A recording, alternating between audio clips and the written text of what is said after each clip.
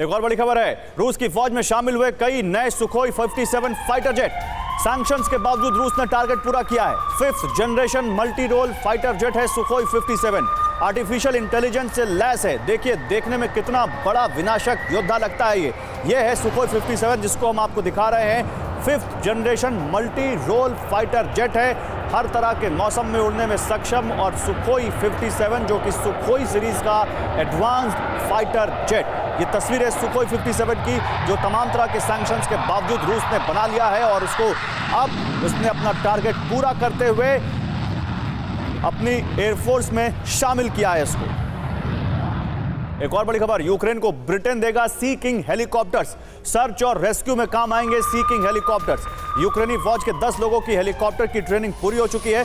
आपको याद होगा कि हमने आपको ये खबर कुछ दिन पहले दिखाई थी कि कैसे ब्रिटेन में यूक्रेन के पायलट्स को सी किंग हेलीकॉप्टर ऑपरेट कर। ये अनार उगा के हर साल 1 एकड़ की जमीन पर 10 लाख कमा रहे हैं। उनसे सीखना है तो फ्रीडम ऐप को अभी डाउनलोड कीजिए। की ट्रेनिंग दी जा रही है और अब वो ट्रेनिंग पूरी हो चुकी है, जिसके बाद 10 लोगों को ये ट्रेनिंग दी गई है और अब सी किंग हेलीकॉप्टर जो कि रेस्क्यू और सर्च ऑपरेशन में यूज किए जाते हैं वो यूक्रेन को मिलेंगे ब्रिटेन की तरफ से।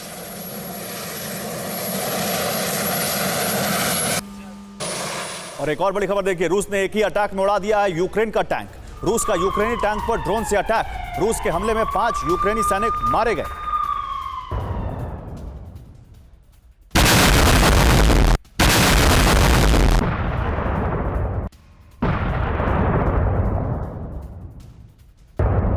और एक और बड़ी खबर, रूस का आर्टिलरी से यूक्रेनी ठिकानों पर हमला। रूस ने D-20 152 mm हॉवित्जर से बारूद बरसाया है। रूस का आर्टिलरी से यूक्रेनी ठिकानों पर हमला। रूस ने D-20 152 mm हॉवित्जर से बारूद बरसाया है।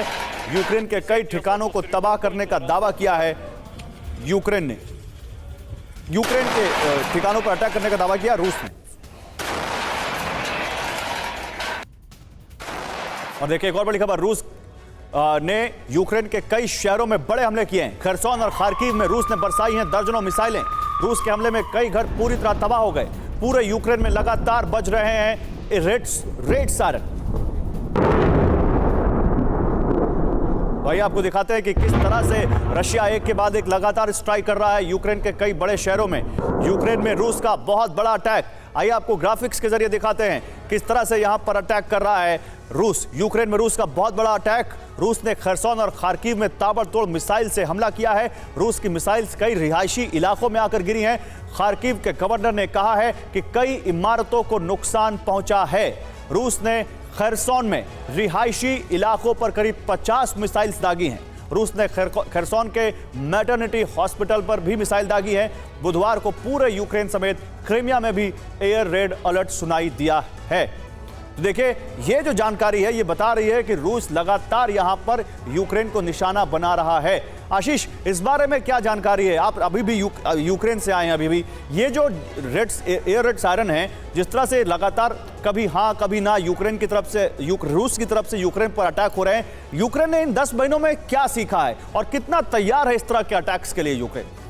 काफ़ी हद तक इम्प्रूवमेंट हो गई है। और मैं जब वहाँ से लास्ट निकला था तब भी आप मान के चलिए रफली 80 से 90% जो मिसाइल्स आती है रशिया की तरफ से उसे वो बाय एंड लार्ज न्यूट्रलाइज कर देते हैं। लेकिन नंबर्स को अगर आप देखें, आज देखिए सबसे बड़ा और सबसे लंबा एयर अटैक जो मिसाइल अटैक रशिया की तरफ से हुआ है अब तक का, रफली 120 मिसाइल्स दागी गई थी रशिया की तरफ से यूक्रेन में। तो अब तक का अगर नंबर वाइज देखेंगे सबसे बड़ा था और लगभग ये 4.25 घंटा ये मिसाइल अटैक चला रशिया की तरफ से। तो नंबर्स क्योंकि बहुत ज़्यादा हैं, 80 से 90% आप अगर आप मिसाइल्स को रोक भी लें, न्यूट्रलाइज भी कर दें, तब भी आप मान के चलिए 10 से 15 मिसाइलें तो आपके अलग अलग जगहों पर लगी जाएंगी। और ये मैं मिनिमम कह रहा हूं, कई बार ये आंकड़ा 20 से 25 तक हो जाता है अगर एयर डिफेंस प्रॉपर्ली काम ना करे। लेकिन एक कॉम्बिनेशन है जो यूक्रेन में मैंने ऑन ग्राउंड देखा, उन्होंने न केवल वेस्टर्न एयर डिफेंस सिस्टम्स बल्कि अपने खुद लोकली मॉडिफाइड जैसे कि मल्टीपल मशीन गन्स को एक साथ में इस्तेमाल करना,